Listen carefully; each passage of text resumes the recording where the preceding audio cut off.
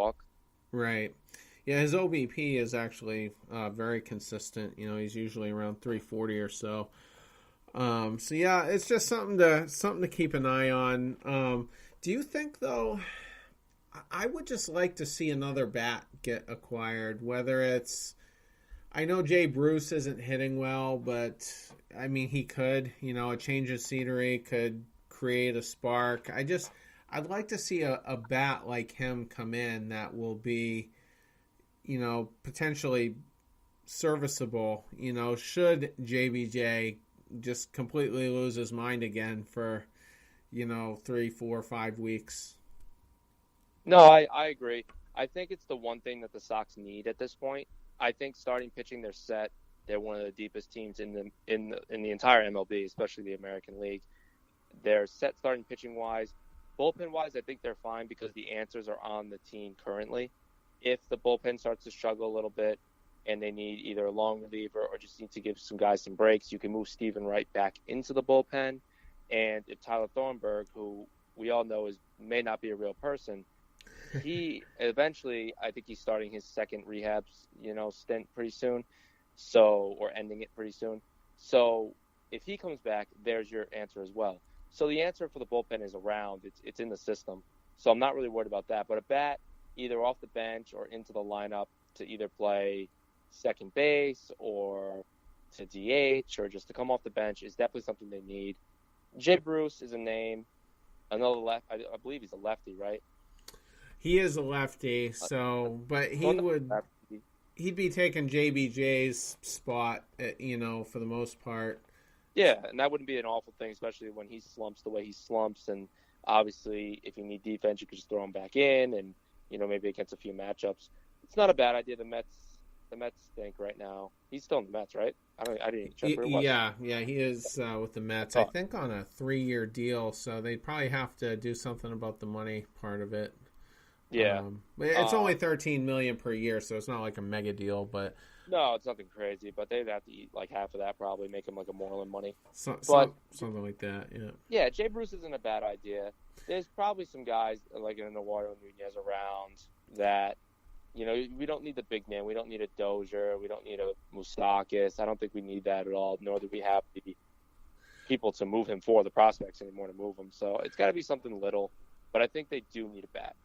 Well, you know what? I think Moustakas could be had fairly cheap. I mean, for one, anybody could have had him for $5 million. I mean, I thought he was going to get like $60 to $80 million over 3 or 4 years, something like that. Similar to like Carlos Santana, I figured. And and Todd Frazier could be had as well. So, and then, if people are really aiming high, then Machado as well, and he's definitely going to get dealt one way or the other. But yeah, he's going to get dealt. But I think I don't think Frazier's the answer at all. The guy is, a Joey Gallo and similar. He's a worse Mitch Moreland when it comes to batting average. So we would just be replacing Mitch Moreland with the right.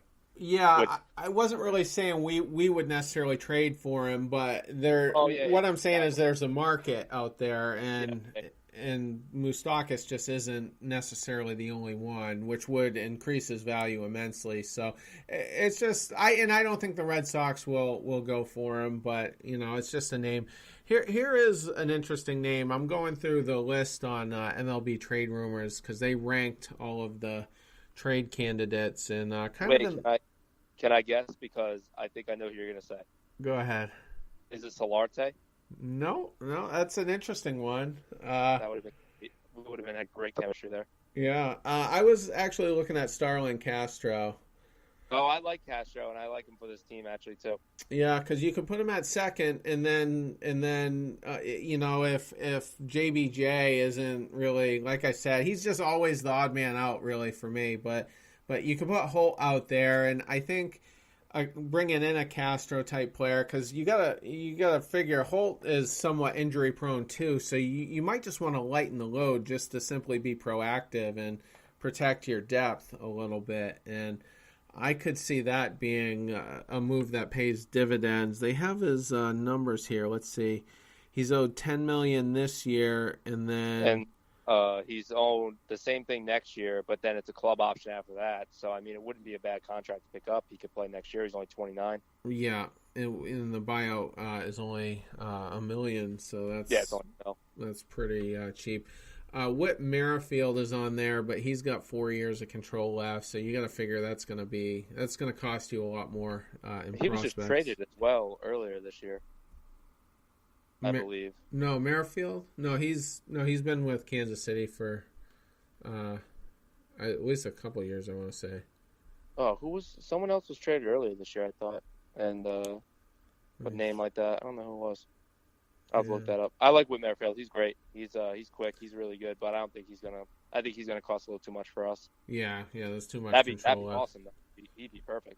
Yeah. And I think though, if we did get him, you're kind of telling Pedroia, we don't think your window's very long. And yeah, who knows? And I guess speak of the devil, he's kind of doing light exercises and stuff, but they're saying no timetable as far as on-field activity. So it could be, maybe at a minimum at this point, probably out through the All-Star break, I would say. Yeah, I don't think he's coming back for the All-Star break. I don't think they should bring him back at all, honestly. And that's not even because I don't think that I want to move on from him. I just think that you're not going to get him to 100% by the end of this year. And even if you do, by the time he gets into a groove and gets his bat back, we're either going to be in the playoffs or just before it. And I just don't think it works out. I think if you want to keep him on the team and you want to keep him a part of this Red Sox organization, you need to shut him down for the year, let him get that knee right, let him rehab properly, take all the time off he needs, and then come back next year extremely strong and able to show what he can do healthy. And then at that point, you can make a decision if he's actually able to physically play baseball to that level that we need him to at this point. Right. And then let's see, next year he would have 2 more years beyond next year. So, yeah. Yeah, his contract sucks. We'd have to DFA him. I don't think anybody would even take him if that was going to be the case. But you never know. Yeah, I mean, they could. I mean, he would never make, $13 million a year as a consultant or like a coach, scout type player. An instructor, I guess, was the better term. But I mean, they could give him a nice cushy job that would, pay his bills. Oh yeah, but I don't think he's just going to leave the money on the table. And honestly, he would rather be, probably traded or something just to play because he likes to play. So, yeah, it could be that. The Rangers are still paying Prince Fielder, so Oh, that's right. That's a similar situation. That sucked for Fielder too because he liked to play as well. He just physically can't anymore with that disc in his neck. Yeah, that was Dombrowski's Sandoval signing, basically, because he was the one who initially signed him to that deal while he was still with Detroit and somehow talked the Rangers into taking him for Kinsler. Yeah, 1 for Ian Kinsler. Yeah, that was wild. Yeah. Speaking of Detroit, former Triple Crown winner is out for the year, which sucks. Yeah, I had him on my fantasy team too.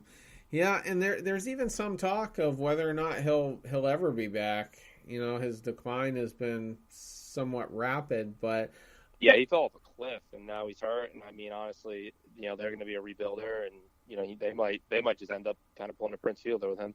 Yeah, they could, or what we did with Hanley. Only he would have a few more years left. But the one thing, if I'm a Tigers fan and particularly a Tigers fan who kind of wants to give it another go, Victor Martinez is going to be retiring this year. I'm almost positive.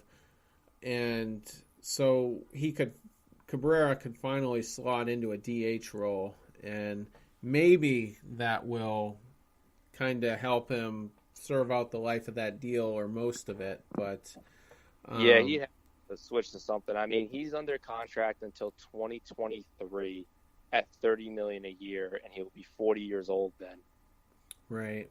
Yeah. And then after that, he has 2 more years of a mutual option, which won't be picked up. UFA. It's an $8 million buyout, which they obviously buy him out in 2024. But that is a long time away from being done with that contract.